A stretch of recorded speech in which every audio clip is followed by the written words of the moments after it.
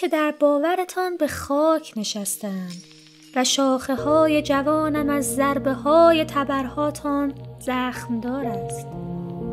با ریشه چه می کنید؟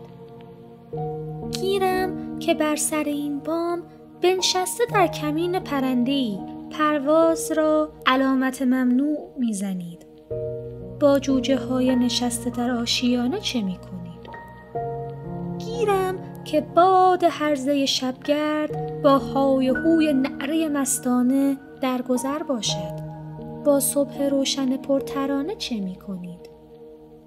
گیرم که می زنید، گیرم که می برید، گیرم که می کشید. با رویش ناگزیر جوانه چه می کنید؟